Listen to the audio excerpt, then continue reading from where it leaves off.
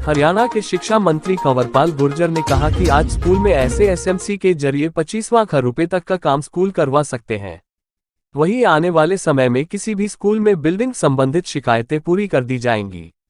उन्होंने बताया कि नई शिक्षा नीति के अनुसार छठी कक्षा से ही बच्चों को रोजगार देने की शिक्षा दी जाती है। आने वाले समय में छात्र रोजगार लेगा नहीं बल्कि लोगों को रोजगार देने में सक्षम होगा। शिक्षा मंत्री सोहना के गांव दमदमा में मौजूद थे, जहां उन्होंने शहीद राज सिंह के नाम से गांव के स्कूल को अपग्रेड किया व स्कूल को 2 करोड़ की सौगात भी दी। इस मौके पर केंद्रीय मंत्री राव इंद्रजीत सिंह भी मौजूद थे, जिन्होंने नौकायन करने वाली समिति को 11 लाख रुपए का अनुदान दिया। राव इंद्रजीत ने कहा कि क्षेत्र की चल रही टोल की समस्या को लेकर जल्द ही वह केंद्रीय मंत्री नितिन गडकरी से मिलेंगे व क्षेत्र की समस्या को रखेंगे। सोहना से संजय राघव की रिपोर्ट। बिल्डिंग का है लगभग 2 करोड़ के करीब की हमने घोषणा की है। 2 करोड़ से भी शायद ज़्यादा ही खर्च हो जाएगा उसमें, वो सारी बिल्डिंग हम करा देंगे। और वैसे भी हमने सारे स्कूलों के लिए एक निश्चित किया है कि उसमें 7 चीज़ें हैं, चाहे वो स्कूल का रास्ता है, 4 दीवारी है, पीने का पानी है, उसकी ब्यूटिफिकेशन है, या कोई कमरा खराब है, ड्यूल डेस्क है, ये सारी चीज़ें हमने कर रखी है कि 25 लाख जो है वो एसएमसी को देंगे और एसएमसी अपने आप उसकी सारी व्यवस्था करेंगे। हमने सारे उनको कहा है कि जहाँ भी बिल्डिंग की कमी है तो वो हमें लिख के भेजेंगे, और अगर कहीं इस प्रकार की है तो हम जल्दी इसको बिल्डिंग करेंगे। सही, नई शिक्षा में कोई शिक्षा नीति में कोई बदलाव किया जा रहा है?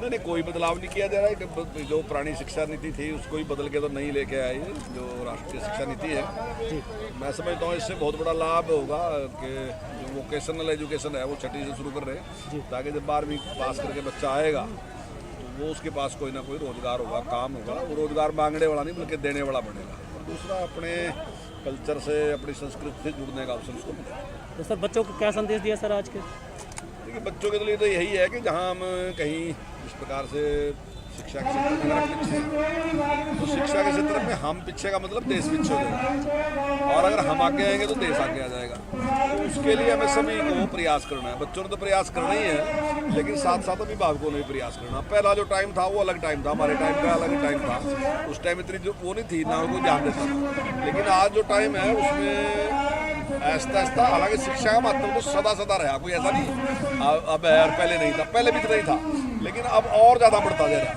तो सर, क्या माना जाए कब तक शुरू हो जाएगा इस बिल्डिंग का काम? चाहता हूँ देखिए, अभी यहाँ से डिमांड मंगाएंगे कि कितने कमरों की जरूरत है, क्या है, वो सारा कुछ कराएंगे। तो मैंने डीओ को बोल दिया और वो जल्दी यहाँ से भिजवाएंगे। सर, एक लास्ट सवाल है। प्रधानमंत्री ने कल भ्रष्टाचार को लेकर, परिवारवाद को लेकर बड़ी घोषणा की, तो क्या कहना चाहेंगे आप?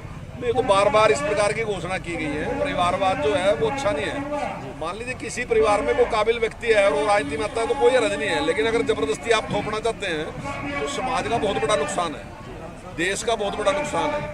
तो उसके प्रति एक विचार बनना चाहिए। कई बार समाज में भी इस प्रकार का बना रहता है, नहीं इसके पिताजी थे अब इसको बना दो, और उससे एक आदमी के बढ़ने से बहुत बड़े समाज का भी नुकसान हो जाता है।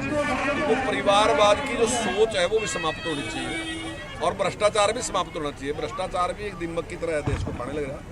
तो उसमें जो जीरो टॉलरेंस की बात माननीय मुख्यमंत्री जी ने भी कही, प्रधानमंत्री जी ने भी कही, उसको काम कर रहे हैं। Thank you sir. जी, दमदमा गांव का तीसरा शहीद हुआ था, और उसके नाम के ऊपर स्कूल का नाम राज सिंह खटाना रखा गया। उसको अपग्रेड करवाया गया। 10+2 आज के दिन हो गया है। तो उस स्कूल के अपग्रेडेशन के लक्ष्य के अंदर, उसका नाम उसका रखने के लक्ष्य के अंदर, मैं और हरियाणा सरकार के एजुकेशन मंत्री यहाँ दमदमा आए थे। हमें बड़ी खुशी हुई कि गांव के सब वर्ग के लोग हज़ारों के तादाद के अंदर आए, माताएं आई, बहनें आई, और पढ़ाई के ऊपर इस गांव का ध्यान है। कम से कम ये तो हुआ कि शहादत तो राज सिंह ने दी, लेकिन गांव के और बच्चे और पढ़ जाए। टोल के बारे में उन्होंने कहा था, धरना भी पे गए थे। सिर्फ यही गांव नहीं, कई गांव वाले गए थे, लेकिन उनका मसला भी हल नहीं हुआ है। मैंने इनको अभी वायदा किया है कि मैं नितिन गडकरी जी से बात करके और टोल मुफ्त करवाने की कोशिश करूँगा।